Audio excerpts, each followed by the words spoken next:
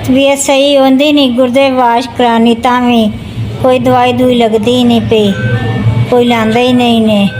पेट मेरा full full क्या रह जाता, पानी तो जिन्ना परहेज करी तावी कबर टुटदी ही नहीं हैगी, खाना खुना भी कोई नहीं खानी हैगी, संग तो थले लांदा ही नहीं हैगा।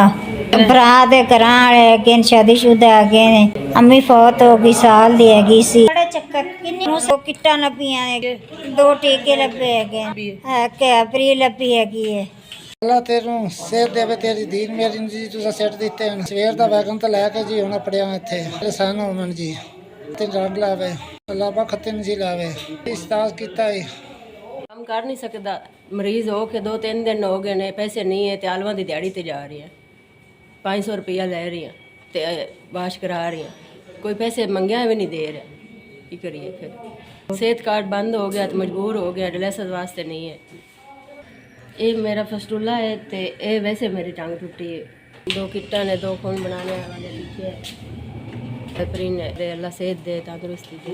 साढ़े को पूछो कि सेहत कितनी दे, सेहत है तो सारा कुछ, सामान मेरे तक पहुँच गया। मेरा नाम अली रज़ा है। पहले मैं काम करता था, फिर मेरा काम छूट गया है डायलिसिस की वजह से। मेरी एक ही बेटी है 4 साल की, मेरा कमाने वाला कोई नहीं। मेरा डायलिसिस इतना मुश्किल होता है कि मेरे पास पैसे नहीं होते, बड़ी मुश्किल से डायलिसिस करवाना पड़ता है।